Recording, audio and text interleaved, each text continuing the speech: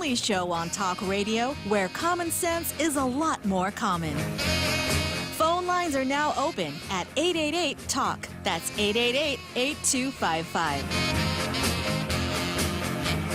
And now, The Point proudly brings you Tall Tales with Senator Bob Klitzkie. A well-regulated militia being necessary to the security of a free state, the right of the people to keep and bear arms shall not be infringed. I've been saying that all week long. I won't be saying it on the air tomorrow. I won't be saying it on the air on Sunday, and I regret every minute of not being able to do that, but that's showbiz. But I'll be back on Monday to say that same old Second Amendment again. So let's start out the last show of the week here with Zemi Ikotny.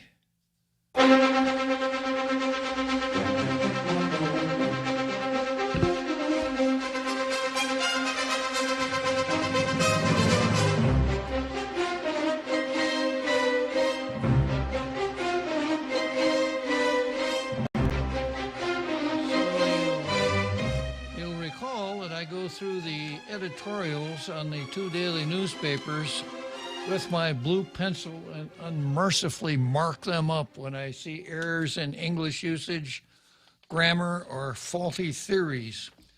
Having done that, I will then award the better of the two the coveted blue star, remembering always, however, that the blue star never goes by default.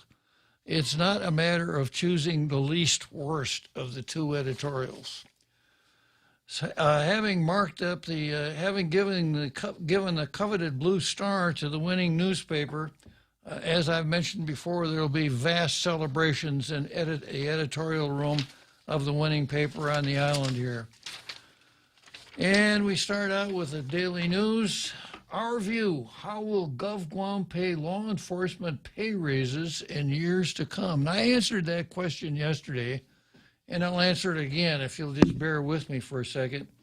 Here's what the editorial says. Maintaining public safety is a crucial priority for governments.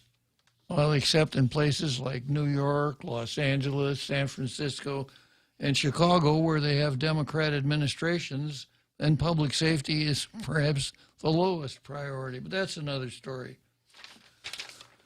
It's crucial to ensure that Guam has an adequate number of officers patrolling the streets to prevent crime and arrest lawbreakers, catching poachers, guarding prisoners, serving warrants, and the many other duties that keep the community safe. It's been harder to do in recent years as officers in the government have been hired by the federal government to fill law enforcement positions. We've been losing many law enforcement personnel to federal agencies and off-island jurisdictions. Retention has been the number one issue plaguing our law enforcement agencies, said Senator Jose Turlai. Well, he should know because of the turnover in the position of Deputy Director of Corrections when his son resigned in the face of a huge scandal. An executive order by Governor Lulian Guerrero Tuesday increases base pay for law enforcement officers by 18%. It applies to more than a dozen local agencies with law enforcement officers. While the pay increase makes sense for recruitment and retention efforts, it's unclear how elected officials will be able to maintain the higher pay, which will cost about $16 million a year, according to Edward Byrne. He's not the director of the Department of Administration. He's the director of administration. The governor said funds for the higher pay will come from the American Rescue Plan, supplemented by federal grants and funds supported by the legislature. All those, I think, work together so that we can sustain this increase in the budget in the next fiscal year, the governor said. That's fine for the next fiscal year, but what about the next fiscal year and the years after that? What is the plan for funding higher law enforcement pay when American Rescue Plan funding is gone? Federal grants are never guaranteed, so elected officials can't rely on them.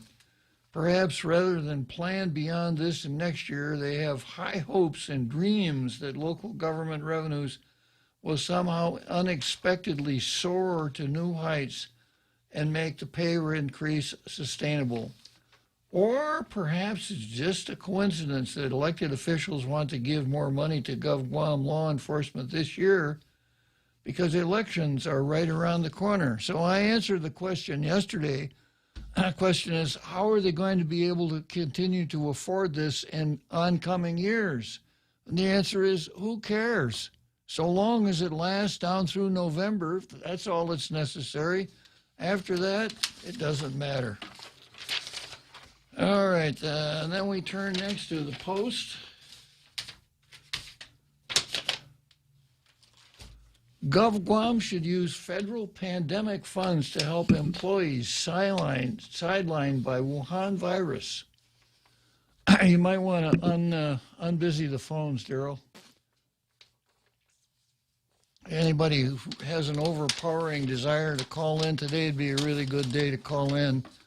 It's 888-TALK, 888-8255. You got to stick that 671 in front of it nowadays.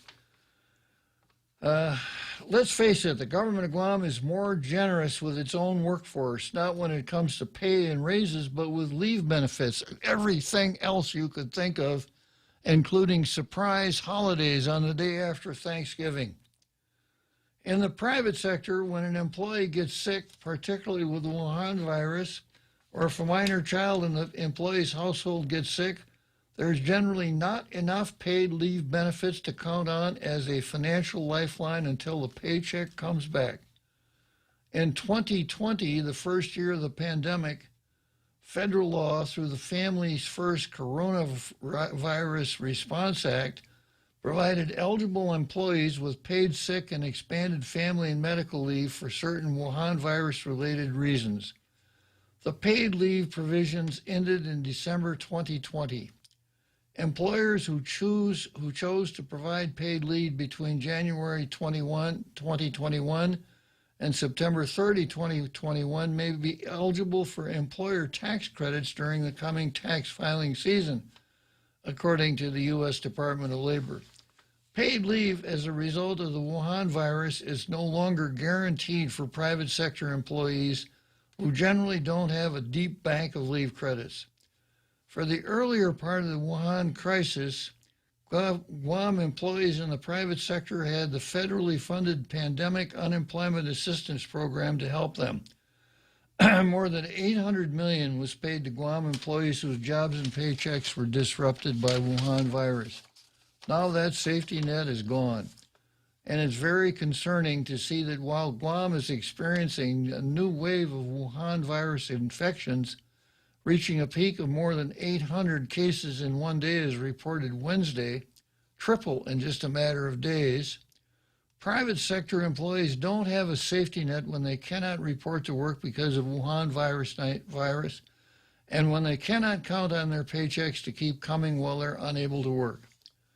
On Thursday, we saw a number of familiar restaurants and small businesses post notices that they are unable to keep operating because of a lack of workers or because a workplace infection or possible contact exposure has crippled them. In GovGuam, not only are leave benefits generous and allowed to accrue, people can donate leave credits to each other.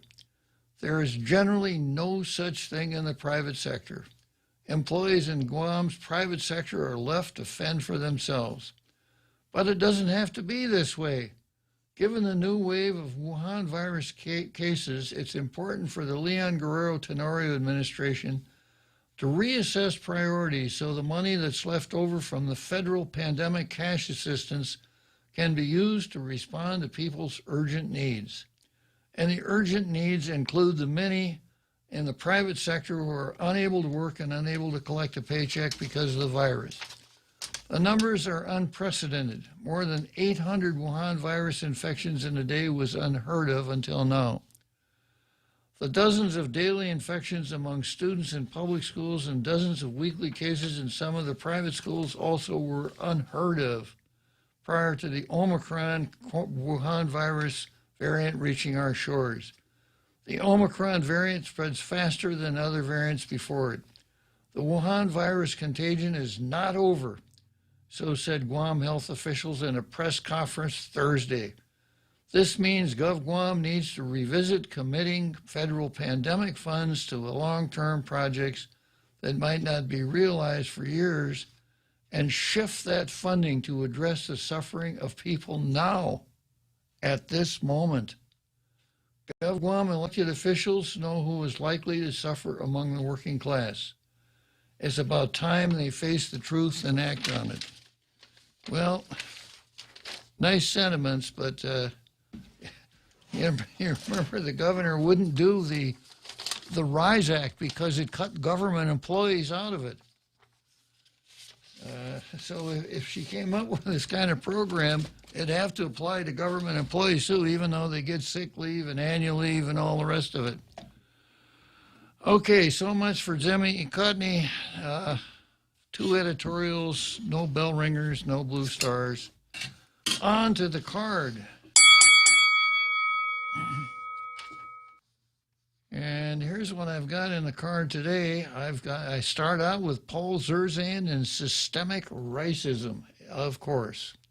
And I think everybody knows what systemic racism is all about. Then we've got the PUC versus Clint, which is kind of a pickup on Clint versus GPA. We've got Troy versus the Guam Board of Medical Examiners, which is a pickup on Berg versus Zoom. Then I've got Jeff Deist versus masks. Jeff Deist is the editor of a website called Law and Liberty. Very good writer, very perceptive. Matt Walsh, another writer. Matt Walsh versus trannies. Whole women's health versus babies. And progressives versus normalities. Again, I'm heavy on the national news today. Folks on the island just aren't fighting with each other enough to fill up the card today. But we'll take it as it comes. Systemic racism. You all remember this, the fight over what color that rice in the pan is. Paul Zerzan said it's orange, and the Daily News came back and said, red rice isn't red. As you were, the Daily News came back and said, readers to Zerzan, leave our red as a metaphor for what goes on in the news all over the world nowadays, where you have the truth or the facts, and then you have the narrative, which often is completely disconnected from the truth and the facts, but which must triumph. Otherwise, those who speak the truth may be canceled, punished, etc. First item on the card after systemic racism, PUC versus Clint. And I spent some time on this yesterday, GPA power plant loan in jeopardy without distance exemption. And what this is about is the new power plant that is being built up in Dedido. So I think it's a 198 megawatt power plant. And it will replace all of the old, worn out, unsafe, unsanitary equipment down in Cabras Island. And it's the bridge between where we are and more renewable energy. The Power Authority has done a really good job of explaining that even if we had enough solar panels on the island to light up the entire island, we'd still have to have some form of power generated by the burning of a fossil fuel, because when the sun goes behind the cloud, the electric power stops. You have to have power plants that switch on just like that to pick up the load, and that's what this 198 megawatt power plant ultimately will do. In the meantime, while we're building our solar farms, it's much more economical and much cleaner running than the power plants we're running right now. It'll save us money. It will save us from having to pay a huge fine to the federal EPA because we're putting too much sulfur into the air. So it's a really good deal. In order to make that work, we have to build a 41 megawatt power plant down in the Cabras area. I'm not going to go into the technicalities of it, but there has to be a backup for that large generator.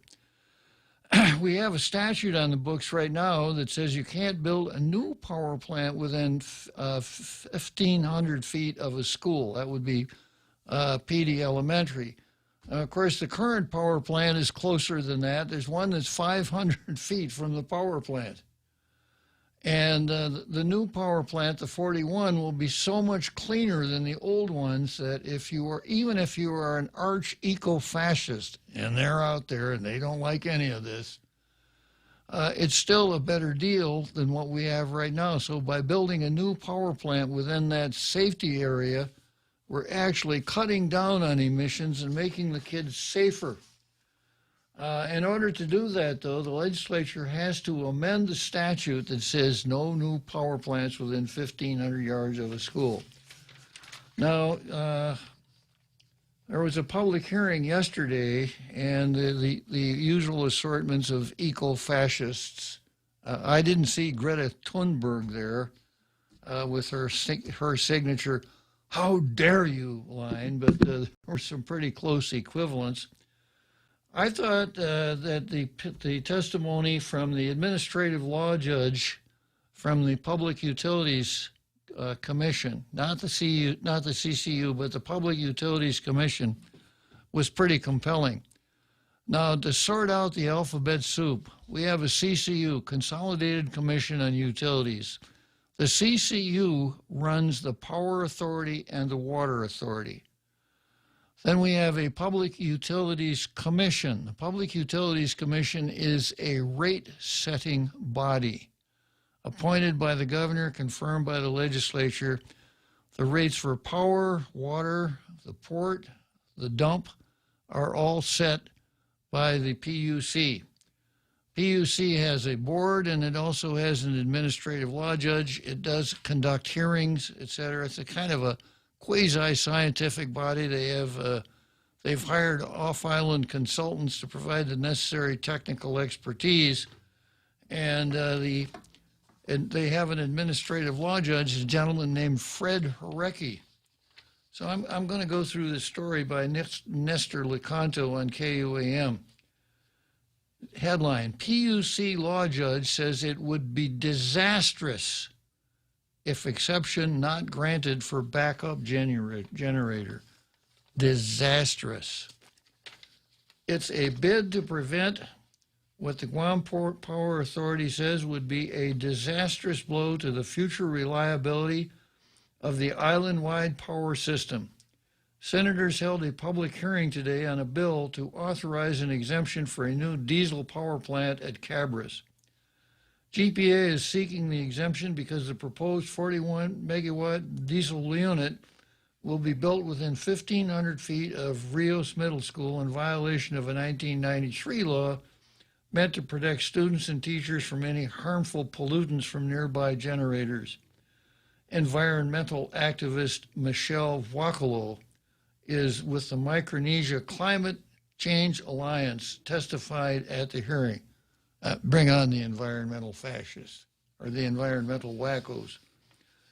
And this is what Michelle says: allowing the expansion of fossil fuel infrastructure, especially in the vicinity of a school, is a direct affront and an act of, here we go, chronic violence.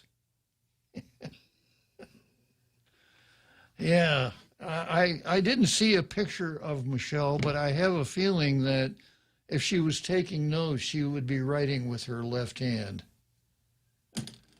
Yeah. Allowing the expansion of fossil and an act of chronic violence to a community's health, safety, and well-being in both the short and long term, she said. Our children deserve to learn and play in a toxically healthy environment. Well, I'm going to be really sarcastic. You could bring about some of that toxically healthy environment by shutting up, Michelle. This use of the word violence, building error, is an act of violence. Wow. Leave it to the left. And, I have the suspicion that people like Michelle wake up in the morning and the first thing they do, they head into the bathroom and look in the mirror and they say to themselves, What am I going to find to be angry about today? I've got to find something. So if you were to work through this logically, like this news story does, and like Fred Hurecki does, and people who spent some time with it, you would not use the word violence to describe building that power plant. But that's the left. Violence. We're looking for safe places. If we can't find safe places, we're subject to violence when people trigger us. All of this crap. All right. GPA says the proposed Cabras plant will burn fuel that's 99% cleaner. 99% cleaner, but it's violence.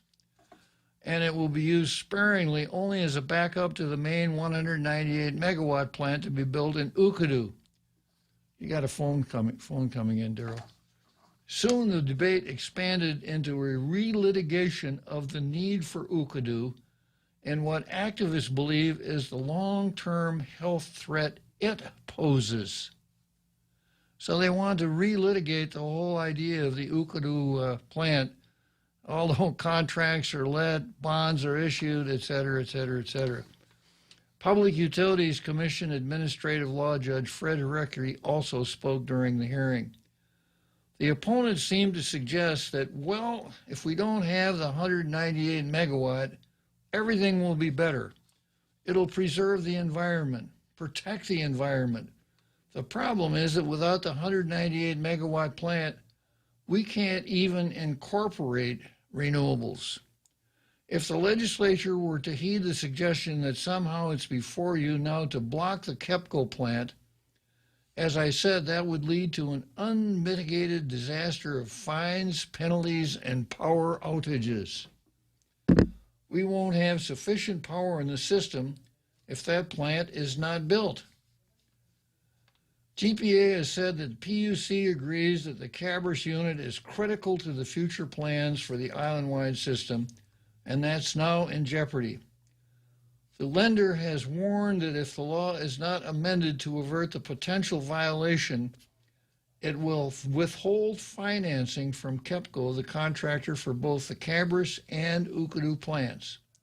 The bottom line, so potentially, if the legislature doesn't grant the exception, the entire Ukadu plant project could fall through, and that's not a good thing for the people of It's a disaster.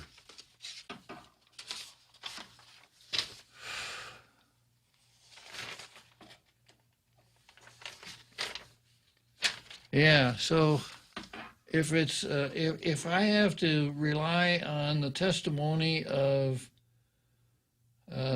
Michelle Wakalo or Fred Hurecki, I think I'm going to go with Fred Hurecki. We had a call?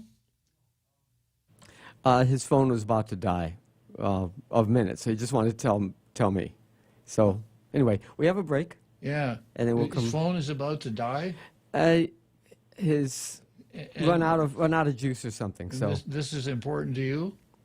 No, he said he couldn't stay on the line. He called up to tell you he couldn't stay on the line. Called up to tell me that to explain the illogic of having a law that doesn't apply to the existing power plants next to a school. Yeah, okay. And then he told you about his phone. Then he said he couldn't stay on the line to go on the air. It sounded like you said he called. We had this caller called up to tell me his phone was about out of minutes, so he's going to have to hang up. Essentially, that's what happened. All right, let's take a short break.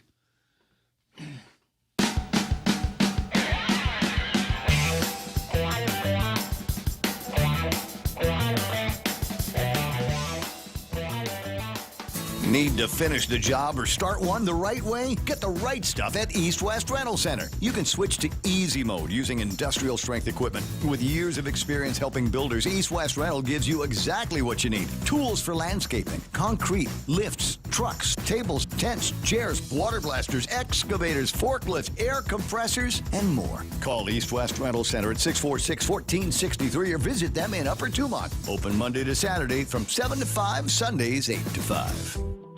Listen to The Point anytime, anywhere on Odyssey. Odyssey is your new audio home for all the music, news, sports, and podcasts that matter to you. Find your favorite stations like The Point and discover more.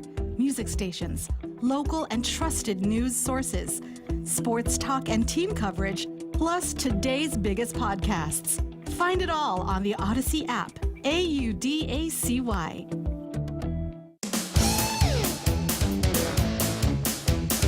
Now, more Tall Tales with Bob Klitzkie. Spitting truth like watermelon seeds at a summer picnic. Call now, 888-TALK, 888-8255. Okay, so next I've got Troy versus the Guam Board of Medical Examiners. Troy and Candid News, sometimes the most valuable news source on the island. Troy gets stuff that the other ones miss. He goes into greater depth than the other ones do. Troy is a 21st century muckraker. I'm glad we got him. And his article that ran on his site yesterday, the Guam Board of Medical Examiners held a long-awaited board meeting Wednesday when the examiners approved the licenses of several doctors with questionable histories of practice. All licenses were granted despite disclosures of harm upon patients and even drunkenness. A doctor with settlement history already practicing at GMH told named Todd Zischoltz was the first application for a full licensure review. GBME chairman of the board, Nathaniel Berg, swiftly came to bat for Zischoltz when he said, although it's not particularly important, I will mention that there was a settlement case. It wasn't exactly referenced correctly in his notation as to exactly what happened with the case. If anyone can look at it, but the National Register Databank case says that it's cited, does not blame him. There's a whole cadre of people that were involved, so I'm okay with it because even if he didn't explain it, I can see by the National Practitioner Data Bank explanation is long and thorough, so I'm okay with that too. Also, he's already been practicing at GMH, and I was assured by Dr. Jeff Cruz and Dr. Berdalio that there have been no incidents as well. And they're continuing to monitor his care because he was granted an emergency temporary license.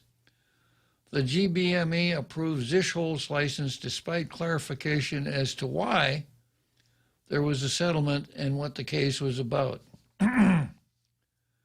Next, a quote, "It was a wrong limb. No big deal. Blame patient for botched procedure." Another applicant for full licensure was reviewed, and justification for the errors reflected on his record went on for quite some time. According to Dr. Berg, William Y. O.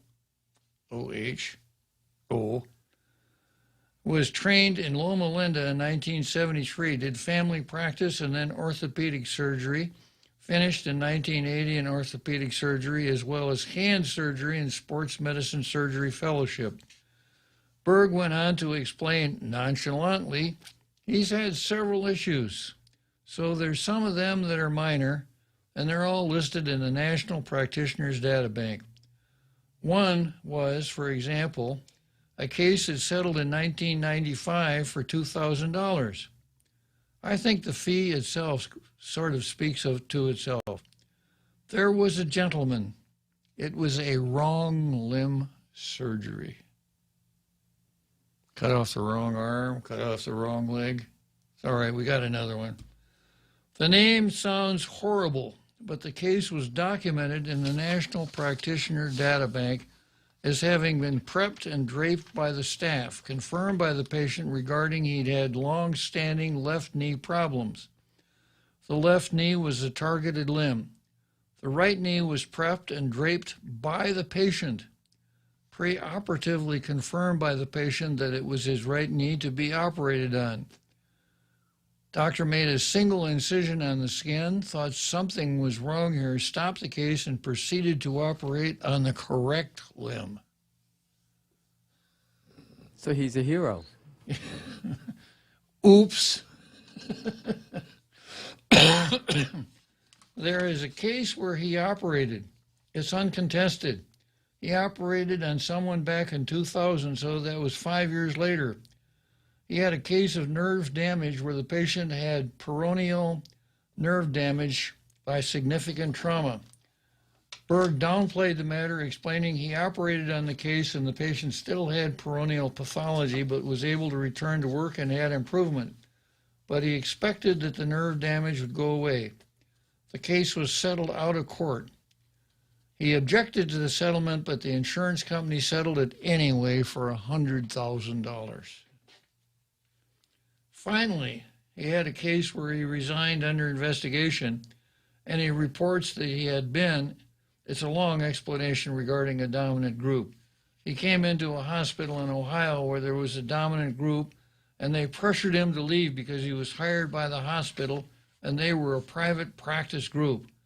And the hospital medical director suggested to him that he resign, otherwise he was going to end up fighting a large group that was better funded than him.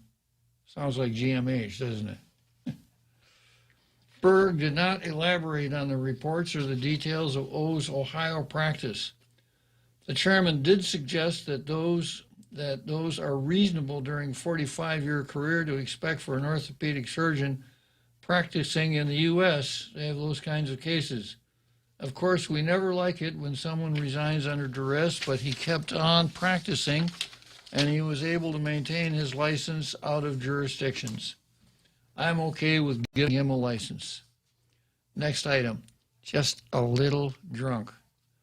Tanya Shaw, MD, applied for a temporary licensure, and her request was also granted, even though she has a DUI on her record. Berg mentioned that it was unfortunate it was during her early part of her career, but Shaw acknowledged her guilt, attended classes required of her before giving his blessing of approval to license Shaw. Berg said, I might also add, not that it's particularly important for the level of alcohol it was, I think borderline just barely above the limit, which is not good. None of us would do that, I hope, but that it was not an egregious or something that involved an accident or anything else. Not that that makes it less important than it is, but it also emphasizes there is no other issue involved such as harm to somebody else or a child on board or some other. It was one extraordinary, I might add, lapse in judgment. And I think it's, as someone had mentioned, we have to give people a chance to resurrect themselves. Not a very good choice of words for a doctor. And I think we will do so. That's my opinion, if we do so. Well, I suppose I would come to the side of Tanya Shaw here. I suspect that she's not entertaining patients in her car when she's driving DWI. So, if it's not connected at all to medical practice and it does not include a crime involving moral turpitude, even I'd say, yeah, it's only one. Let's give her a license. Next we go on. GBA, the Board of Medical Examiner, gives out licenses like candy, and the community in attendance to the meeting were not able to speak. The GBA award does not allow the public to view any reports. GBUE and Attorney General's Office silenced public input. A constituent attempted to ask when the public might be able to comment during the meeting. Xenia Pacina, who was paid public funds and is government's health personnel licensing officer, interrupted the woman and admonished members of the public in attendance not to speak. We kind of covered that yesterday. Dr. Berg sought board legal counsel Rob Weinberg's legal assistance. Mr. Weinberg is the Assistant Attorney General assigned to GBME. He told Berg the board may prohibit public input. Now that's actually backwards. It's not that the board may prohibit public input, it's that the board may allow public input. I think this story is in a lot more depth than the coverage yesterday, because now it's confirmed that this woman was actually in attendance. Well, and that there was legal assistance in the room. If it's the same person. Because yesterday's story, she was on Zoom. This is a person in the room. We don't know that it's the same person. Yesterday's story, the lady was on Zoom. This one says... in attendance. Yeah, in attendance. So 2 different ladies, possibly. Okay. Anyhow, the point I wanted to make is it's not that the board may prohibit public input. It's that the board may allow public input. If you have a meeting and the matter of public input is not addressed, that means there ain't none. Unless the board puts it in its agenda, public discussion, there is no public participation. Canada asked Office of the Attorney General spokeswoman Katlina Chatverus why the OG does not support the voice and participation of the public.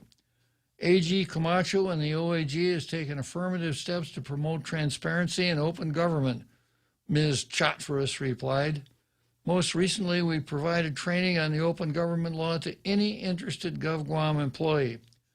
And we also recently resolved a suit against some members of the CCU for discussing salary raises behind closed doors. Also, I'm told it's the board's call on whether there will be public comment or not, which is exactly correct. FYI, you can see 5 GCA 8103B, which reads, this chapter does not require that a person who is admitted to a meeting of a public agency shall, because of his mere presence, be accorded an opportunity to participate in such meeting. So the OAG did not prohibit anything, exact point that I made. One person in attendance had this to say about the meeting. The Guam Board of Medical Examiners has failed to properly adjudicate constituents' complaints in a timely manner. What's more, the GBME has failed to adjudicate the complaints filed as per 10 GCA Chapter 12. There's a statement of policy to protect the public from unprofessional, improper, incompetent, unlawful, fraudulent, or deceptive practice of medicine. It's the primary responsibility of the GBME is to protect the people of Guam. It's with the utmost importance the GBME do the job they agreed and promised to do. But all one member of the GBME are practicing providers. These board members are aware of the laws and statutes that govern medical personnel. It's their obligation to properly adjudicate their counterparts whom have been found to practice below the standard of care. The people of Guam deserve better. And this is from a lady named Mary Nolte.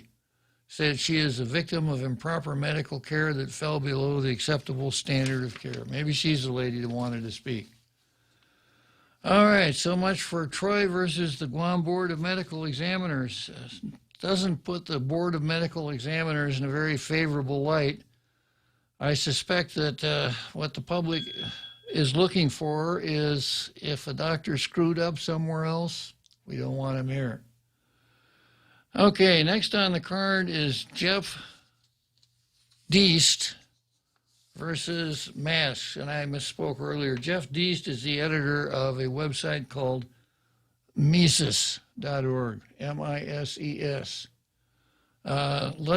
named after Ludwig von Mises, who is the father of the Austrian School of Economics. It's a really good website, a little bit on the libertarian side, certainly on the conservative side. So we'll come right back to Jeff versus masks right after this short break.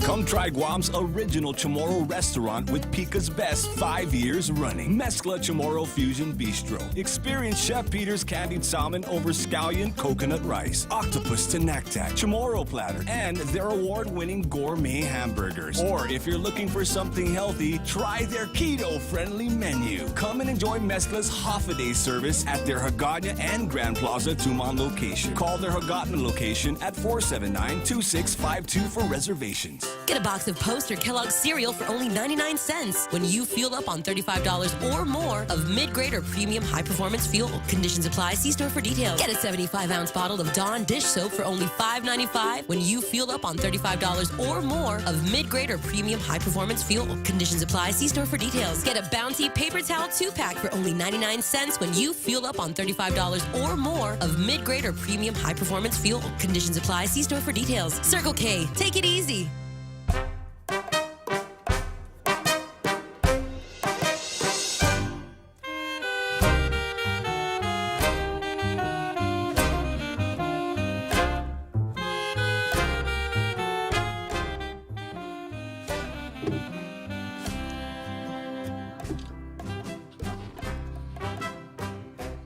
A little Carmen. Okay, Jeff Deese versus masks.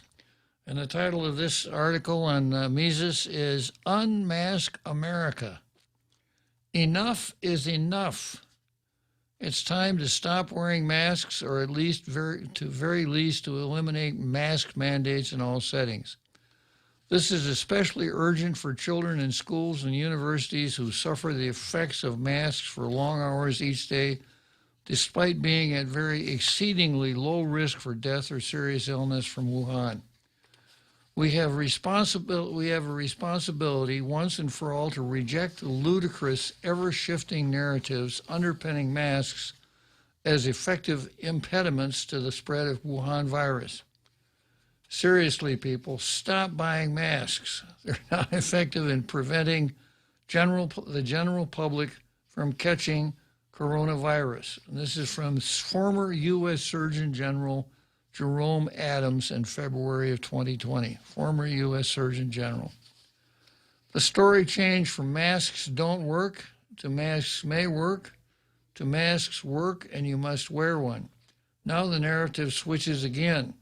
Cloth masks don't work, so you should wear a surgical or well-fitted mask, or even wear two. Note that even as Wuhan virus evolves into a less dangerous Omicron variant, we're supposed to increase the hysteria level by wearing masks intended for surgeons, maintaining a sterile environment over open wounds. We are told this by the same political, medical, and media figures who have frequently wrong but never in doubt about all things Wuhan over the past two long years. And they spoke with just as much bogus certainty then as they do now. Perversely, the Biden administration recently ordered 400 million surgical N95 masks for distribution across the country. Since N95 masks are considered disposable and meant to be worn at most perhaps 40 hours, it's unclear what happens in a week or two when 330 million Americans run out of their free personal protective equipment. The UK has sensibly ended its mask mandates both in public places and, thankfully, schools. One university student broke down in tears at the news, lamenting the inhumanity of her experience over the past 2 years. As British Health Secretary Sajid Javid stated, we must learn to live with COVID in the same way we live with flu. Amen. The arguments against masks are straightforward. Masks don't work, or at least cloth masks don't. Even the CDC now admits what Dr. Anthony Fauci told the world in February 2020. Cloth masks don't work, and there's no reason to wear one. The typical mask you buy in the drugstore is not really effective in keeping out virus, which is small enough to pass through the material. It might, however, provide some slight benefit in keeping out gross droplets as someone coughs or sneezes on you. I do not recommend that you wear a mask, particularly since you're going to be a very low-risk location. CNN's dubious medical expert, Dr. Lena Wen, previously an Uber masker, now tells us cloth masks are little more than facial decorations. And heroic skeptic Dr. Jay Bhattacharya cites both a Danish study and a Bangladeshi study which found cloth masks show little efficacy in preventing Wuhan virus. Are we seriously prepared to wear tight and uncomfortable surgical masks all day to evade Omicron? Masks are filthy. Humans' lungs and our respiratory systems are designed to inhale nitrogen and oxygen and exhale carbon dioxide. Carbon dioxide is literally a waste product removed from blood via our lungs. Masks may not trap the injurious level of carbon dioxide against our nose and mouth, but they certainly get filthy very quickly unless changed constantly. They also encourage mouth breathing, which can cause mask mouth, symptoms including acne, bad breath, tender gums, and lip irritation. Why would we ever interfere with the natural breathing unless we felt sick, displayed symptoms, and were worried about infecting others? And in that case, why not just stay home? Masks are dehumanizing. Humans communicate verbally and non-verbally, and masks impede both forms. Masks muffle and distort our words, and our expressions are important cues to everyone around us. Without those cues, communication and understanding suffer. Infants and toddlers may be most affected as a lack of facial engagement with parents and loved ones impedes the human connections and attachments formed during childhood. Perhaps most disturbing, however, are the symbolic effects when millions of Americans dutifully wear masks based on flimsy evidence provided by deeply unimpressive people. Facelessness, the lack of individual identity, personality, and looks, is inherently dehumanizing and dystopian. Like prison or military uniforms, they reduce our personal characteristics. Masks are muzzles, symbols of rote acquiescence to an ugly new normal nobody asked for or voted for. Risk is inevitable. Risk is omnipresent and heavily subjective. For instance, Wuhan risk varies enormously with age and comorbidities. Nobody has a right to force interventions like masks onto others, just as nobody has a right to a hypothetical germ-free landscape. Exhalation is not aggression, short of purposely attempting to sicken others. I wonder if the lady from the Power Authority knows that. That would be Michelle Wakalo of the Micronesian Climate Change Alliance.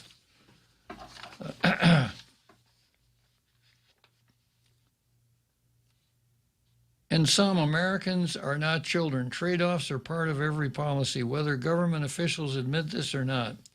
We know how to coexist with flu just as we live with countless bacteria and viruses in our environment.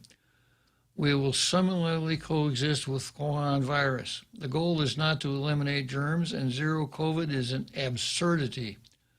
A healthy immune system built up through diet, exercise, and sunlight will always be the best frontline defense against communicable disease.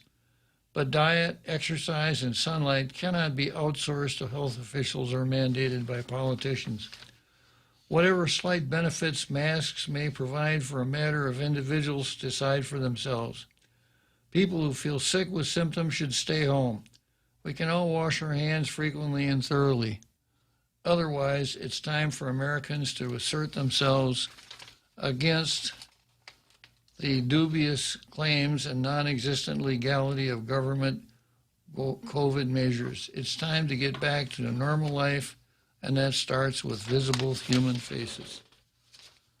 Yeah, I couldn't agree more. We have allowed the tyranny in our society to manifest itself, executive order after executive order, roadblocks out on Marine Corps Drive, you remember that?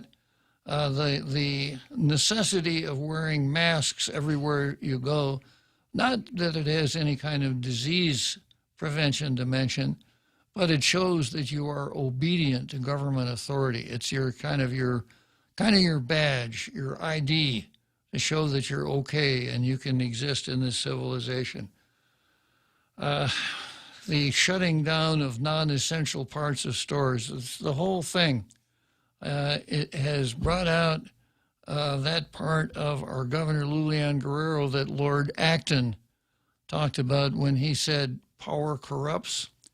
Absolute power corrupts absolutely. Next item on the card is Matt Walsh versus trannies. And this ran in the West Journal, as you were Western Journal, another conservative publication that I read. Now, I read Salon, and I read Counterpunch and the HuffPo and a lot of other really left-wing rags like that, and the Washington Post and the New York Times. So I don't think that I want to get started on Matt Walsh versus trannies. We're just about at the beginning of the big halftime show. So let's go to the football field and watch the show, and I'll come back to the trannies.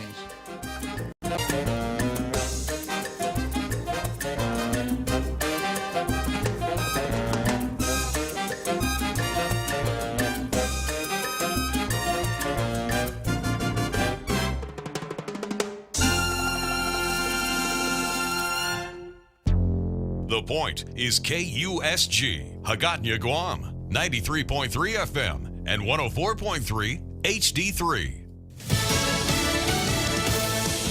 Southern winter storm, take 2. I'm Carmen Roberts, Fox News.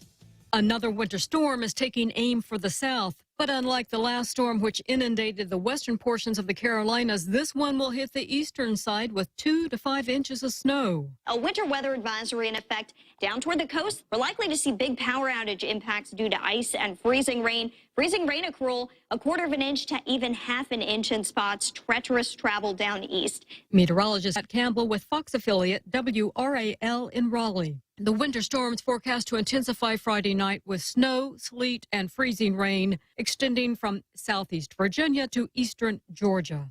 President Biden begins the second year of his office as tensions rise with Russia as it appears ready to invade Ukraine. Biden is paying a heavy political price. The latest welt, a self-inflicted lash during marathon press conference in which he suggested that the U.S. response to a so-called minor incursion by the Russians into Ukraine might differ from a more fulsome invasion. Comments since cleaned up by the White House, but not before Ukraine's president clapped back. We want to remind the great powers that there are no minor incursions and small nations, just as there are no minor casualties and little grief from the loss of loved ones. Fox's Kevin Cork.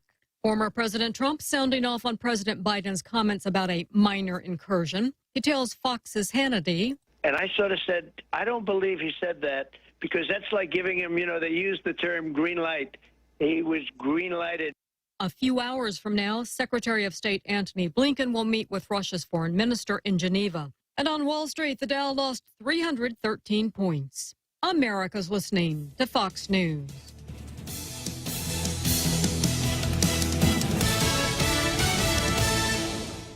Howdy, Chili's is serving y'all some Texas-sized family meal, because everything's bigger in Texas. Enjoy full racks of Chili's world-famous baby back ribs, margarita chicken, savory shrimp, beef fajita, smoked jalapeno sausages, mashed potatoes, and corn on the cob. Man, this meal's bigger than Bill's, but it ain't breaking the bank. Chili's has Texas-sized family meals for just $45 to feed your crew of 3 to 6 folks. For your youngins, just add $5 for a kid's meal. Chili's, more life and bigger meals happen here. When's the last time you looked at your homeowner's insurance? An easily overlooked part of covering our home is what's inside of it. Over time, we buy things we don't want to lose, but don't update our contents coverage. The smart thing to do is get the answers and level up our insurance to make sure we're totally protected. That's the Insurance Extra Point. Get out there and make something good happen today by calling Guahan Insurance Services at 475-1162 or visit us at the Camacho Landmark Center in Tamuning. Another setback for abortion rights advocates in Texas. The Supreme Court has refused to speed up the ongoing court case over the state's ban on most abortions. Over dissents from the 3 liberal justices, the court has decided to order an appeals court to return the case to a federal judge who temporarily blocked the law's enforcement. The Texas ban is likely to remain in effect for the foreseeable future after a Fifth U.S. Circuit Court of Appeals in New Orleans sent the case to the Texas Supreme Court, which is entirely controlled by Republican justices. Washington, D.C. brings back its mask mandate, but with a catch.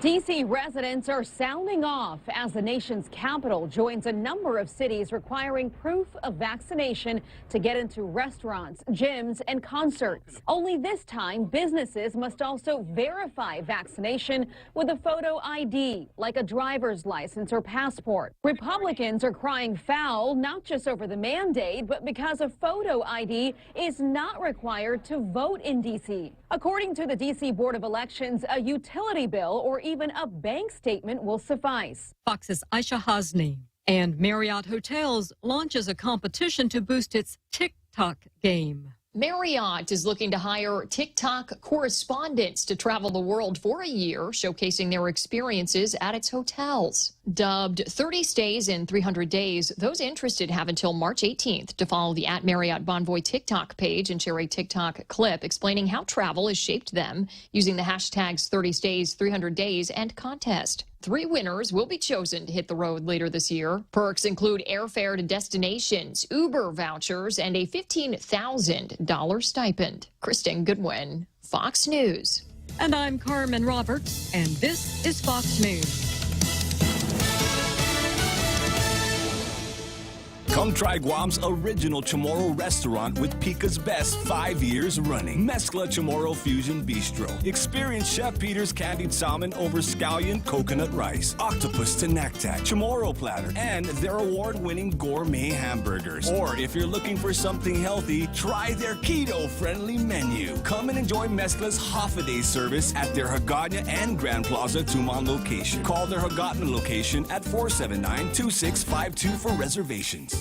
Half a day. This is Clara Manglonia from Security Title with an important warning. Wire fraud is real, and home buyers and sellers are one of the biggest targets, even on Guam. When sending money by wire transfer, be sure to confirm the wire instructions by phone, not email. In this case, it's good to be suspicious and know who you're dealing with. Let the professionals at Security Title work with you to minimize loss due to wire fraud. We are here to help.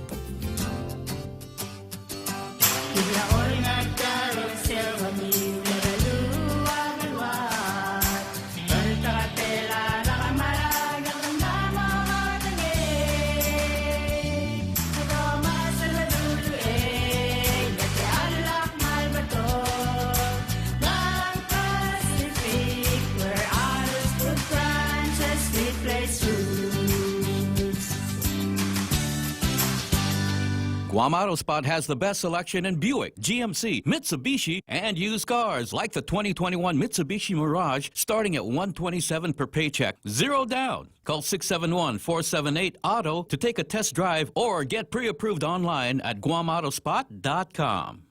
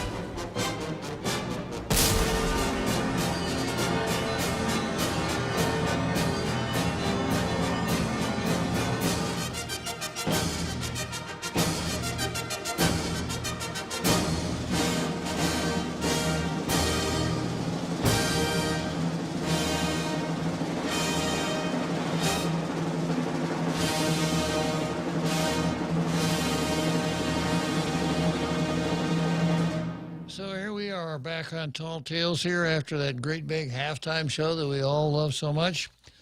I've got an article here in the Rand and Western Journal by Jack Davis trumpeting the affairs of a gentleman named Matt Walsh, who works for the Daily Wire, another one of the conservative websites that I tune into. And here's how it goes.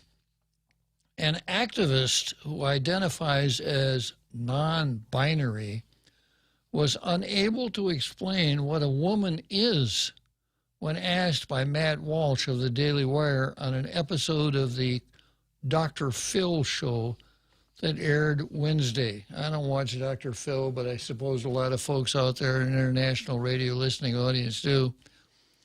The conservative commentator faced off against LGBT activist Addison and another non-binary guest, Ethan, in a discussion of gender. Well, this is one of the problems with this left-wing gender ideology, is that no one who espouses it can ever tell you what these words mean, Walsh said. For instance, what is a woman? He asked the other panelists. Can you tell me what a woman is? Quote, no, I can't, because it's not for me to say. Womanhood looks different for everybody, Ethan said.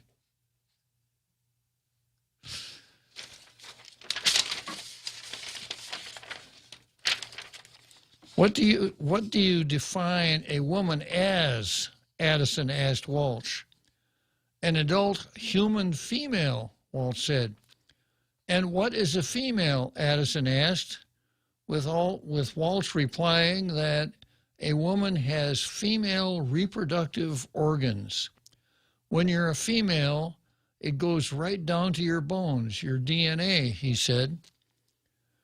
After some debate, Walsh said, you stood up here and said, trans women are women. Tell me what you mean. What is a woman? And then here's Ethan again. Womanhood is something that, just as Ethan explained, I cannot define because I am not myself. So if you're not one, you can't define it. I couldn't define a dog.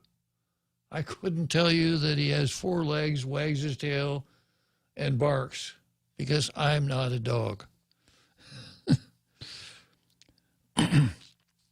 But you use the word, he said. So what did you mean when you said trans women are women if you don't know what it means?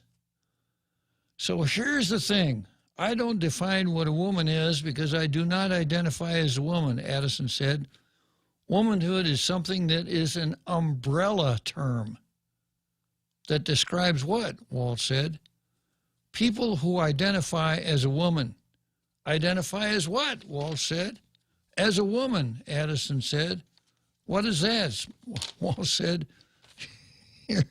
here's the part on Dr. Phil where I demonstrate that gender experts cannot even define the word woman or explain what they mean when they use it. So then he goes on to say, well, it's to each their own, Addison said. Each woman, each man, each person is going to have a different relationship with their own gender identity and define it differently. And so trans women are women too. You won't even tell me what the word means, though, so that's the problem, Walsh said. You want to reduce women, you want to reduce men down to maybe just their genetics or genitals or chromosomes, right? Addison said. No, what you want to do is appropriate women. You want to appropriate women and turn it into basically a costume that could be worn. He also said that individuals may perceive themselves as whatever they wish, but should not force others to use specific pronouns when referring to them. And then Walsh goes on to say, my preferred adjectives are handsome and brilliant. Please respect my self-identification. You don't get your own pronouns, just like you don't get your own preposition or your own adjectives. It's like if I were to tell you my adjectives are handsome and brilliant, and whenever you're talking about you have to describe me as handsome and brilliant, because that's how I identify. That's not a bad idea. That's an argument. Yeah. Yeah. Yeah. I think I'll take handsome and brilliant. What do you want, Daryl? I like that too. Yeah. Well, we'll both be handsome and brilliant. There'll be a lot of handsome and brilliant people walking around if you can. It would, but we'd have to put a name tag on. Yeah. My name is Bob. Call me handsome and brilliant. When you refer to me, please, as handsome and brilliant. Exactly. All right. That doesn't make any sense. You don't get your own pronouns. That's grammar. That's language. So, you know, this whole transgender thing is so silly that anyone trying to make any sense out of it at all, to find any logic in it anywhere, runs the risk of looking silly himself. But Matt Walsh did a pretty good job there. Well, what does the word woman mean? Well, I can't tell you because I'm not a woman. All right. Next on the card, we've got Wool Women's Health versus babies. And I got to get something here. I got to make sure I've got my memorable sayings folder here close by.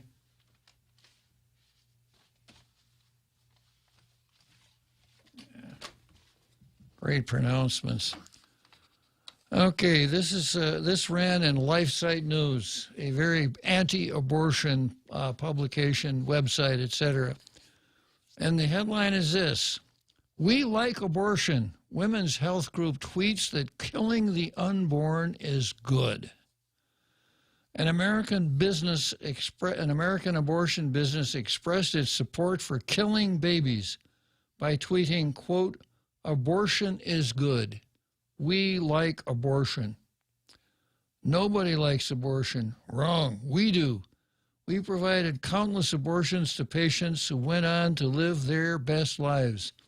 Abortion is safe and it gives people control of their futures. Abortion is good. We like abortion, posted abortion provider Whole Women's Health, which performs abortions in 6 states.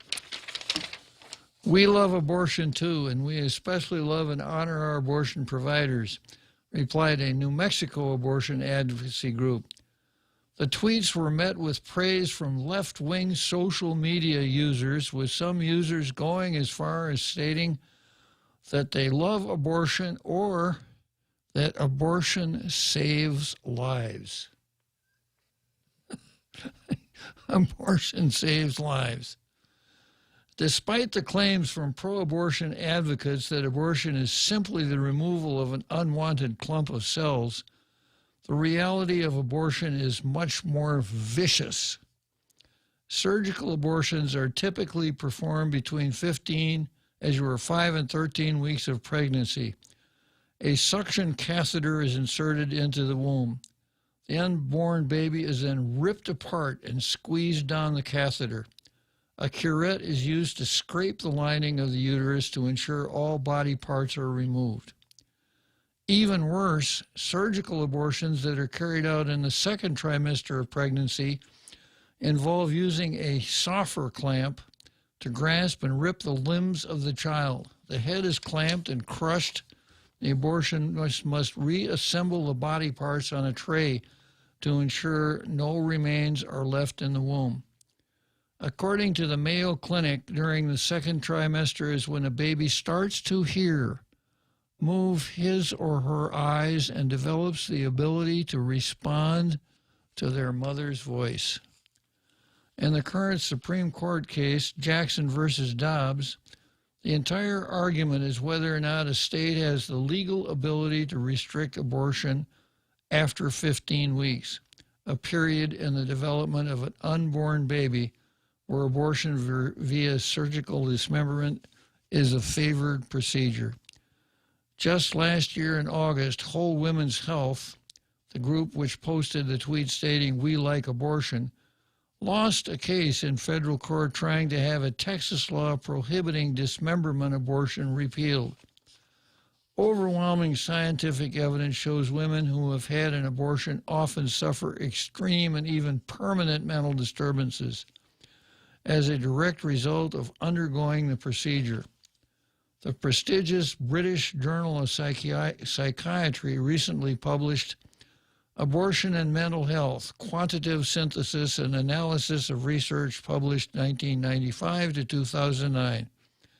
The paper, a culmination of Dr. Priscilla Coleman's extensive experience in the field of abortion and mental health, finds that women who have undergone abortion have an 81% increase in the risk of mental health problems and an even greater risk for substance misuse and suicidal behavior. Nearly 10% of the incidence of all mental health problems was shown to be directly attributable to abortion. We like abortion.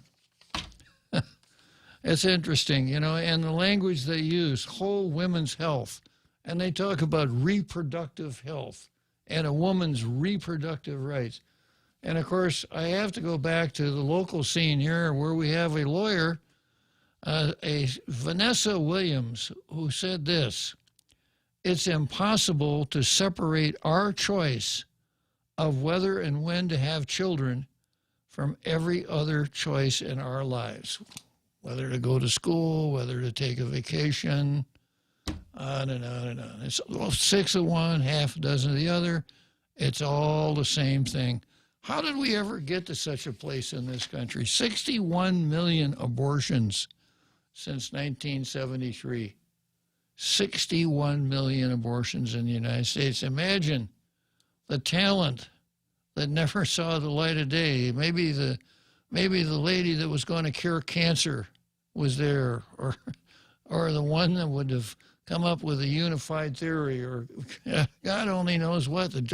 The power of large numbers, 61 million people, all kinds of things were just wasted. Not to mention the morality and the cruelty of the whole thing. And then you have people who come out and brag about it. We like abortion, or it's impossible to separate our choice of whether and when to have children from every other choice in our lives. Some days I want to have meat for breakfast, for dinner. Some days I want to have fish. It's all the same thing. It's just a choice. All right, moving on. Next on the card is progressives versus normality. And this is again from the national scene. This comes from Law and Liberty, one of the websites I frequent from time to time. Many progressives tend to see moments of disorder, sudden dramatic breaks from life as we knew it, as opportunities for a positive change. Are we living through one of those eras right now? Yes, we are. The crowning achievement of American progressivism, the establishment of the American welfare state by FDR's New Deal, would have been impossible without the Great Depression. And I'm going to throw George Floyd in here, right? The country was primed for George Floyd, and when it happened, we burned many of our cities during the summer of 2020, and all kinds of crazy things happened because of that disruption. But back to the article. Decades later, in the aftermath of the Great Recession, Obama Chief of Staff Rahm Emanuel famously repeated his mantra that Democrats should never want a serious crisis to go to waste. Never let a serious crisis go to waste. Most recently, the Biden administration has adopted a mantra of its own, appended to the title of the enormous post-pandemic spending proposal, Build Back Better. The implicit message is clear. The pandemic has exposed our country's weaknesses in physical and digital infrastructure, disaster preparedness, and so on, and laid bare those areas Americans cannot afford to leave unchanged. Such thinking is perfectly logical within a progressive mind frame, because progressives generally think that society's usual order entrenches power at the top and prevents the upward mobility of those with fewer resources. It follows that disorders would break the habit of routine quiescence and help rally the masses towards realizing their group interests. Citizens may be newly amenable to taking stock of the political shortcomings that brought them to the brink of crisis, and lawmakers, even conservative ones, likely feel pressure to do something to show they are on the case. Clear breaks from routine, from structure, from the expectation that we all go about doing what we do from 9 to 5 every day, thus prevents the tantalizing prospect of equalizing society in various ways.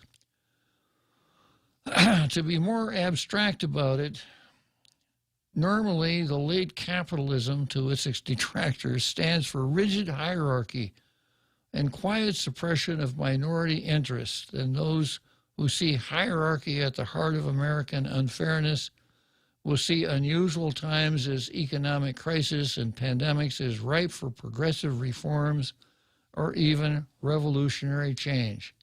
Where order stands for preservation of the unfair past, disorder stands for an equitable, progressive future. Yeah, and that of course is all bound up into critical race theory. Who have I got, Daryl? We've got another Joe on the line, and he wanted to talk about the article about abortion. All right. Tell me about abortion, another Joe. We don't have our own situation here with the lawyer, with the ACLU suing our government, and they're gonna to make us pay for this. The lawsuit, and then it's going to translate into abortion policy as far as women's reproductive health. And so we're already like $2 billion in debt, our territory, and if there's not enough money for abortion on demand, they're going to make maybe take out more bonds and more to sell more babies. It's pretty disgusting. And I'm praying to God that everyone on Guam who believes that they are a Christian pays attention to this and weighs in, and thinks of them for themselves. Am I pro-life?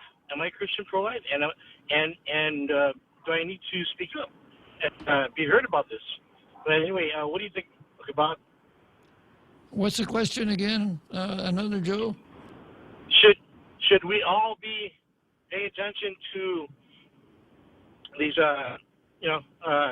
people who are openly saying, "Hey, we like abortion, we like killing babies in very descriptive, terrible ways," and there's a probability of the policy, one policy, forcing us to pay for future,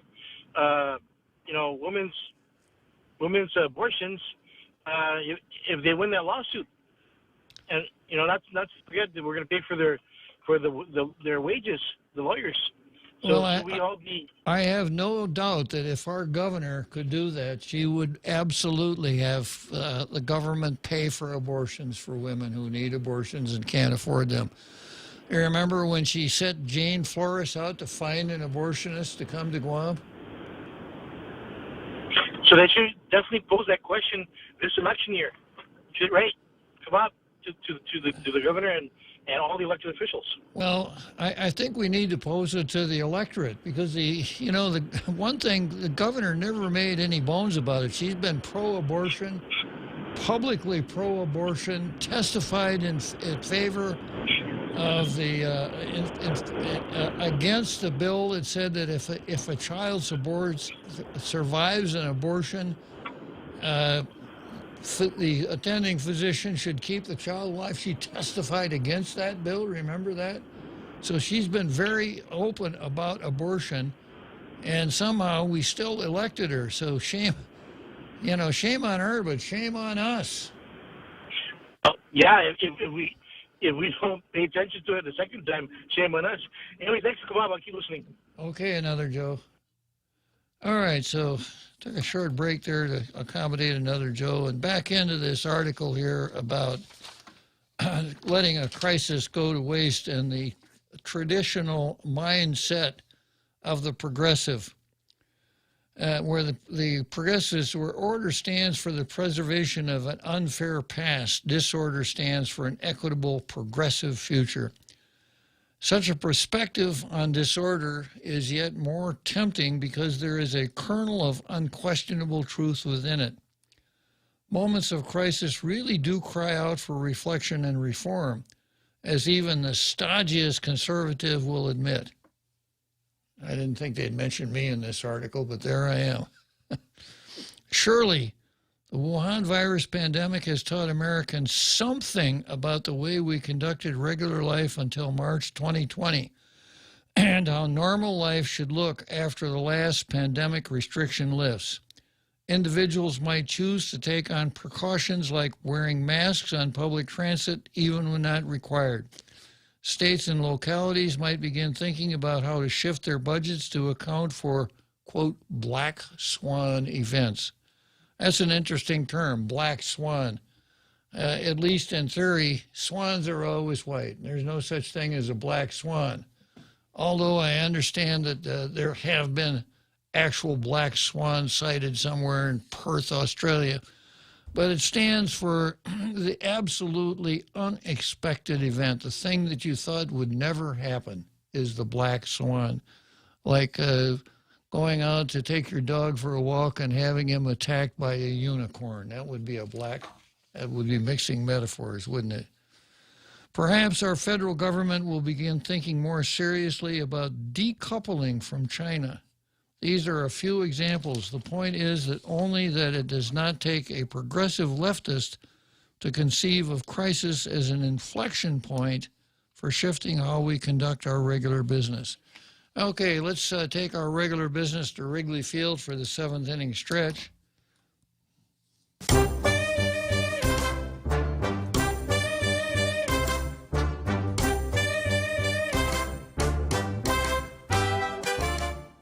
Get a box of Post or Kellogg's cereal for only 99 cents when you fuel up on $35 or more of mid-grade or premium high-performance fuel. Conditions apply. See store for details. Get a 75-ounce bottle of Dawn dish soap for only $5.95 when you fuel up on $35 or more of mid-grade or premium high-performance fuel. Conditions apply. See store for details. Get a Bounty paper towel 2-pack for only 99 cents when you fuel up on $35 or more of mid-grade or premium high-performance fuel. Conditions apply. See store for details. Circle K. Take it easy.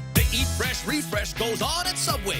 You've tried the Cali Fresh steak. Now you can enjoy the Cali Fresh turkey. One of only 2 Cali Fresh subs. The Cali Fresh turkey is packed with deli-thin, oven-roasted turkey piled high on a bed of hickory smoked bacon, smashed avocado, and fresh mozzarella. Crafted for premium freshness, the Cali Fresh turkey is made on freshly baked, hearty, multi-grain bread with your choice of fresh veggies, hand-sliced daily in restaurants. Treat yourself to a Cali Fresh turkey today. Subway. Eat fresh.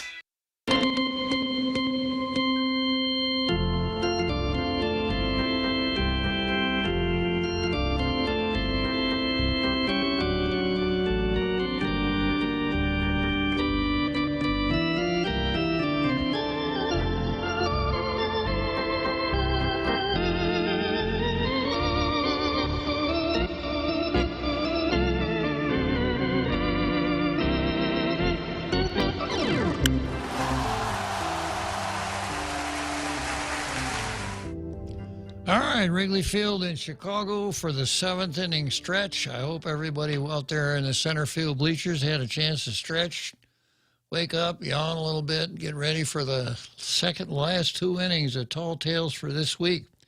I'm still talking about this article that ran in Law and Liberty called Never Let a Crisis Go to Waste.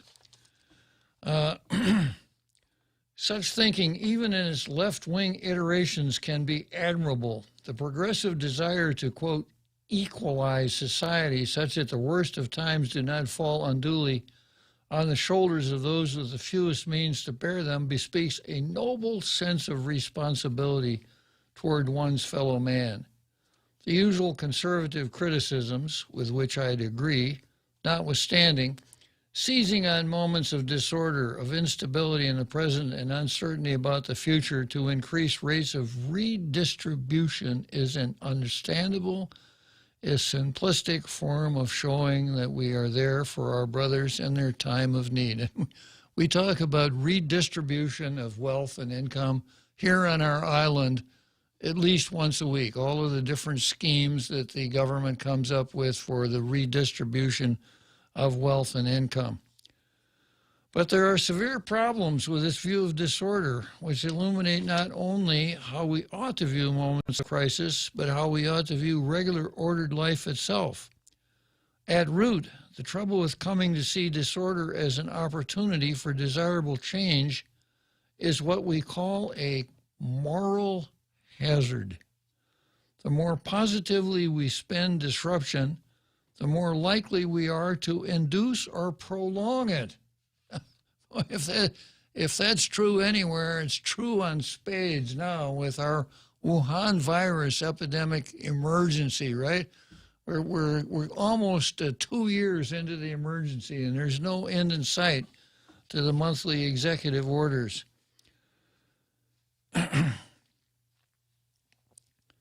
The more positively we spend disruption, the more likely we are to induce or prolong it or magnify small social problems so they may be viewed as launching points for desirable social change.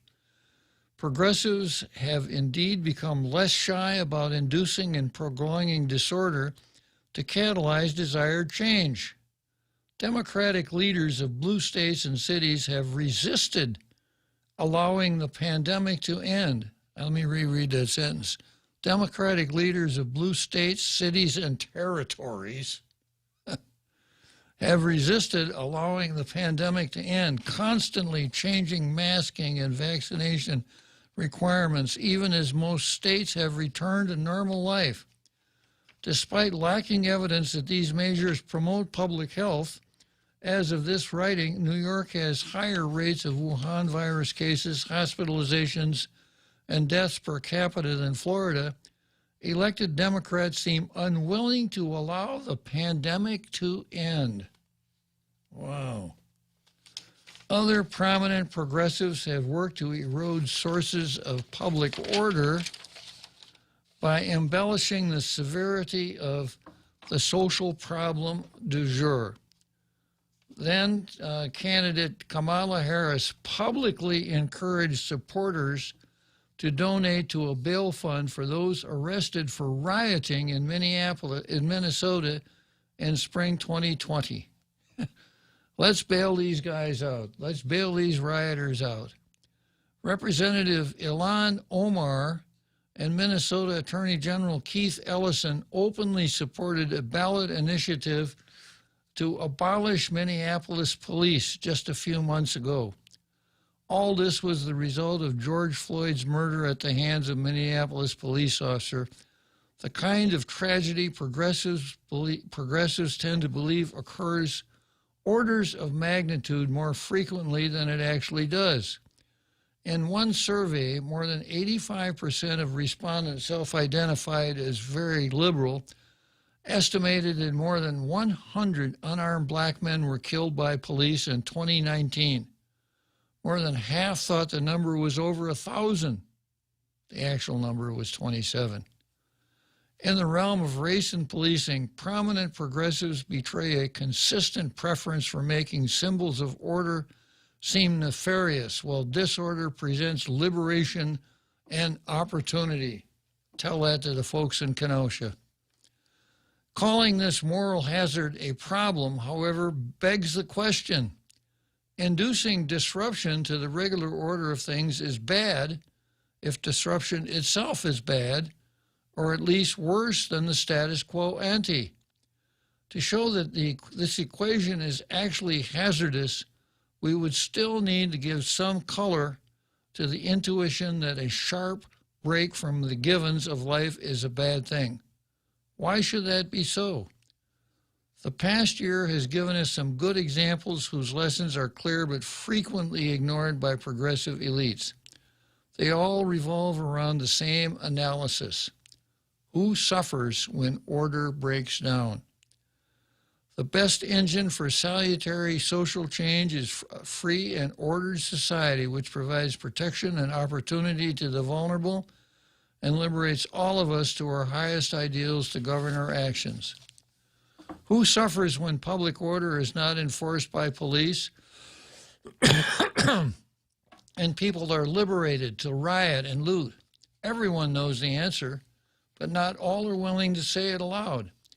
So take it from New York Times reporting on the afternoon of this summer's, quote, unrest in Kenosha. While large chains like Walmart and Best Buy have excellent insurance, many small businesses that have been burned down in the riots lack similar coverage. And for them, there is no easy way to replace all that they lost. When people start burning buildings in Kenosha after the police shooting of Jacob Blake on August 23, Tony Farhan prayed that his electronic shop would be left alone. The Farhans have struggled economically in recent years.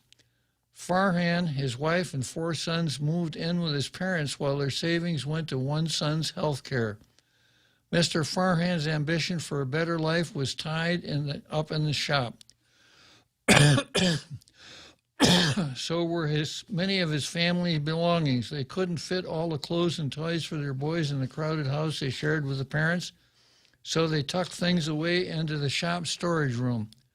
Half my house was in there, Mr. Farhan, said Mr. Farhan. Big businesses and wealthy individuals can rebound from destruction that results from a breakdown in law and order, but when the basic function of the state to protect against violence and destruction of property is no longer a given. The result is that the vulnerable who suffer. Elites who blithely shrug this off as collateral damage betray the fact that they have little interest in improving the lot of fresh flesh and blood people and are motivated instead by the desire to see society conform to their own preferred abstractions. That's the left. Who suffers when schools go remote or shut down? Everyone knows the answer, but some institutions, like the National Education Association, insist that such disruptions are no big deal because students are extremely resilient. So take it from the New York Times reporting on the aftermath of months of school closures in Bethlehem, Pennsylvania. Here's what they say. Like schools across the country, Liberty High School has seen the damaging effects of the 2-year pandemic that abruptly ejected millions of students from classrooms and isolated them from their peers as they weathered a historic convergence of academic, health, and societal crises. Teenagers arguably bore the social and emotional brunt of school disruptions. Nationally, the high school age group has reported some of the most alarming mental health declines evidenced by depression and suicide attempts. Adolescents have failed classes critical to their future at higher rates than previous years, affecting graduations and college prospects. It was not the national education, not the teachers, nor their unions that suffered, but children.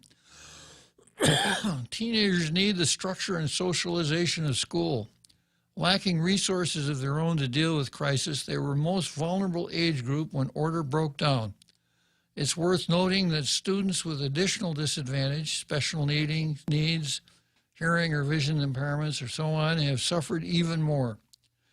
It's no surprise that disorder in the education system did not affect all students equally.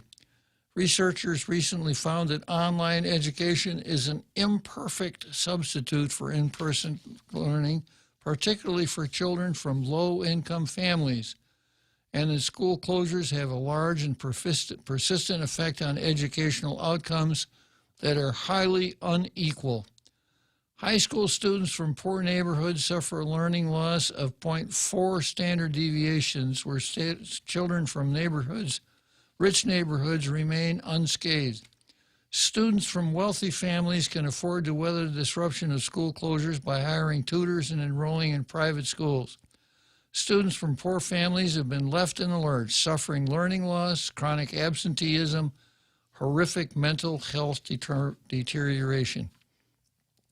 Who suffers when government issues lockdown mandates or encourages people to stay home as much as possible? Everyone knows the answer, but some public health officials still try to imbue luxury behaviors such as staying home and ordering delivery with an air of heroism. Your stock will still have to get from the restaurant to you somehow, which means the risky activity Going into a restaurant, picking up food, traveling, bringing it to your home is merely shifted to someone who has to keep working. A more perfect microcosm for the class divide exposed by the pandemic you could not imagine, with white-collar workers convincing themselves that staying home and participating in the knowledge economy is a heroic act, and blue-collar workers shouldering the risk in order to support their families. Disorder runs deep when normal course of interpersonal relations in which we interact with food service workers as human beings is replaced by a paradigm of reducing the working class to an untouchable caste of delivery drones who must rise to meet the demand of the hygienic upper classes. Well, let's take a trip to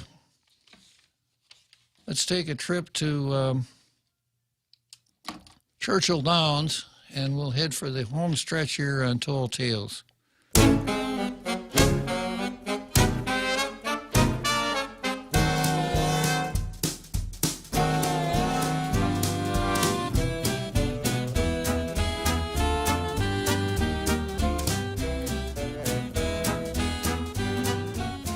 Come try Guam's original Chamorro restaurant with Pica's Best 5 years running. Mezcla Chamorro Fusion Bistro. Experience Chef Peter's candied salmon over scallion coconut rice, octopus to naktak, Chamorro platter, and their award-winning gourmet hamburgers. Or if you're looking for something healthy, try their keto-friendly menu. Come and enjoy Mezcla's half-a-day service at their Hagåtña and Grand Plaza Tumon location. Call their Hagåtña location at 479-2652 for reservations. Listen to The Point anytime, anywhere on Odyssey. Odyssey is your new audio home for all the music, news, sports, and podcasts that matter to you. Find your favorite stations like The Point and discover more. Music stations, local and trusted news sources, sports talk and team coverage, plus today's biggest podcasts. Find it all on the Odyssey app. AUDACY.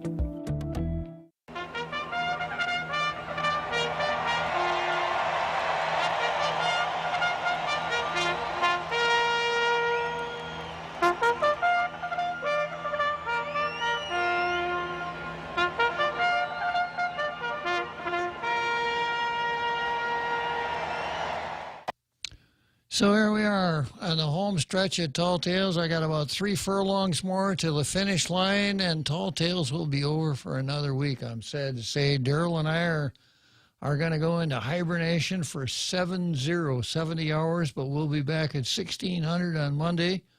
Or maybe Jose will be back at 1600 on Monday. I hope so. I'd like to hear him that he's back and that everything is well in his household. Absolutely. Okay, well, I'm going to finish up this piece here. The next part of it is called Who Benefits? Life as we knew it before Wuhan was far from perfect, but it was largely ordered, predictable, and undisrupted. Who benefits from order? Certainly not just the rich, as progressives often claim.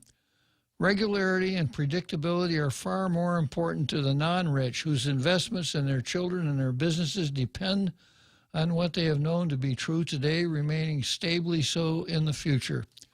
And of course, nothing that we know today is going to be stable in the future with all the gaslighting that's going on in our society, like the article that I just read about what is a woman.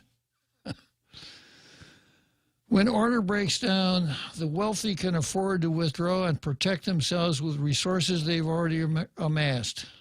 Not everyone can afford such luxuries. Disorder is the realm in which anything goes. Nothing we took for granted is any longer assured, and our basest human instincts kick in, compelling us to do what it takes to protect ourselves and our loved ones. In the depths of disorder, might makes right. Those who can burn buildings do so. Those who can protect themselves and those who can isolate themselves from risk do so. External considerations of the kind we normally think about when making a decision, law, norms, lofty principles, fade from our judgment as people turn inward to do right by those for whom they are directly responsible. Relying on anything but power of sheer self-preservation is a luxury of an ordered world. Order does not simply constrain the powerless. It constrains the powerful just as much. Confidence that their lives will not be upended tomorrow leaves the well-resourced and well-connected to continue to participate in regular American life rather than withdrawing from it, shielding their children and their wealth from it in the process. In combination with individual liberty, order provides the structure for a mobile society. Striving individuals can plan, invest, and take calculated risks, knowing that resources held by the wealthy are not siloed away in an inaccessible other economy. That is far fairer than a state of instability which shrinks the economic pie by encouraging the well-heeled to look out for their own short-term interests alone. Those negative outcomes progressives often attribute to order, in today's parlance, are systemic biases, may not be outcomes of order at all. Viewed against the alternative of disorder, the ordered lives we took for granted actually seem geared towards helping disadvantaged groups, not hurting them. Those hierarchies, often faulted for maintaining power and privilege, actually minimize the difference between those at the top and those at the bottom by keeping the powerful and their resources in the game. Exactly the opposite of what progressives perceive in their drive to tear down the old in favor of newer, more equal social arrangements. The moral hazard created by viewing disorder as opportunity is enormous. Progressive elites can continue to induce disruption by pushing to abolish the police or simply by prolonging pandemic restrictions, but they will not bear the brunt of policies they champion. These elites, by definition, have the resources to deal with what may come, but the fallout from the elite experimentation with new ways of ordering public life falls squarely upon those who have the least say in the matter and stand to lose the most from it, such as the 3/4 of Black Americans who want funding for their local police either kept steady or increased. If the last 2 years have taught us anything, it's that the veneer of civilization is thinner than we thought. Ways of life we had taken for granted for decades were plunged into uncertainty, suddenly and without an end in sight. Social unrest reared its ugly head as it had not in decades, and progressive elites turned a blind eye, pretending that wanton destruction and calls for revolution were nothing more than measured arguments for reform.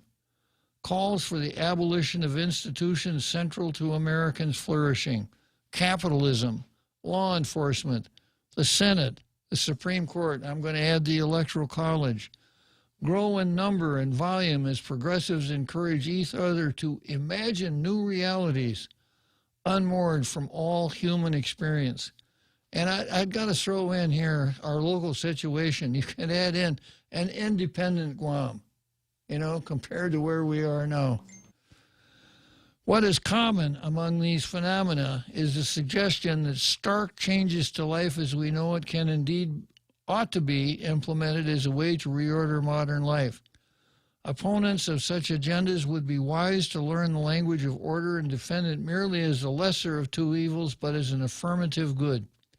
The best engine for salutary social change is a free and ordered society which provides protection and opportunity to the vulnerable and liberates all of us to allow our highest ideals to govern our actions.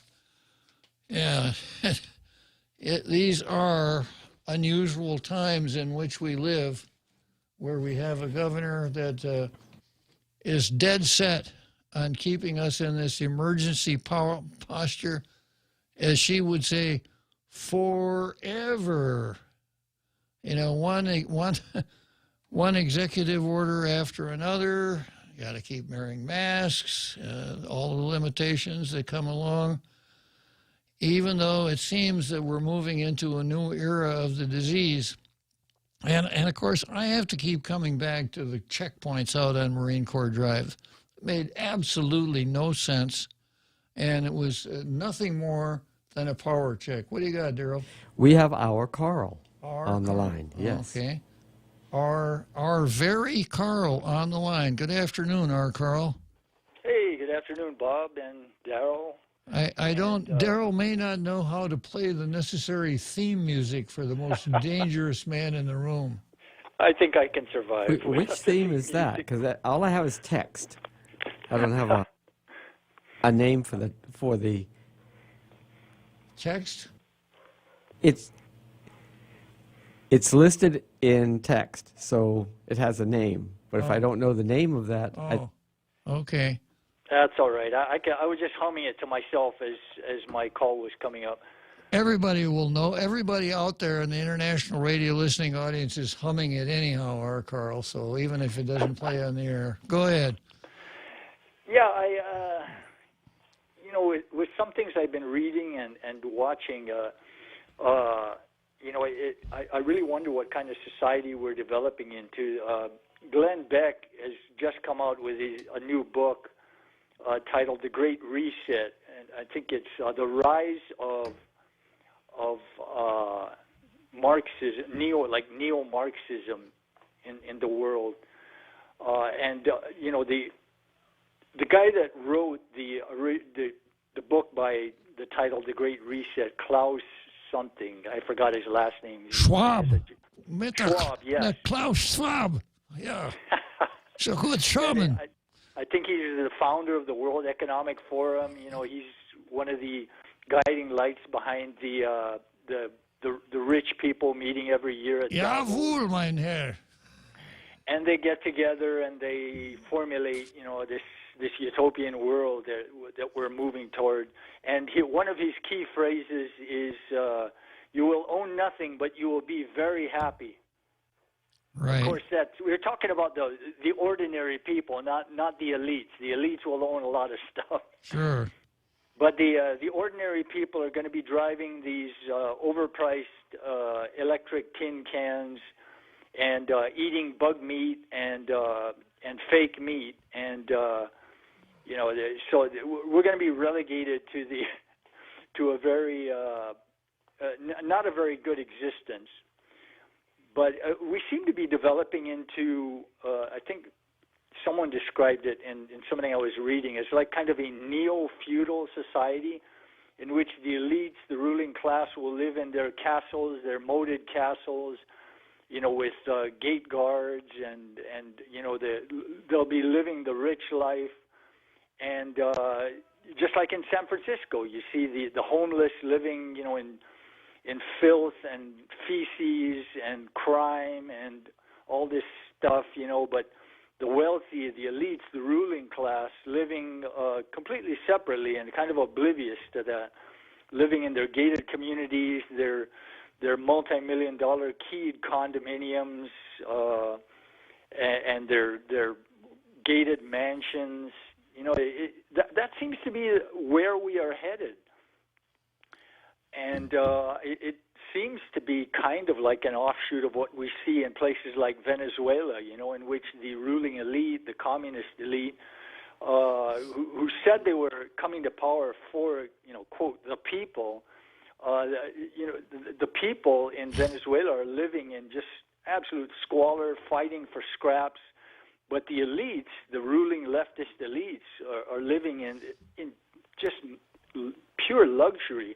The richest person in Venezuela is supposed to be General Hugo Chavez's daughter, who's worth upwards of $4 to $5 billion, even though she's never run a business.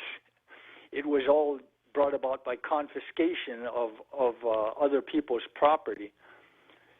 So we seem to be headed in that direction. Into that kind of society, kind of a neo-feudal society. I don't know what you think about that, but I seem to sense that that's where this is all going.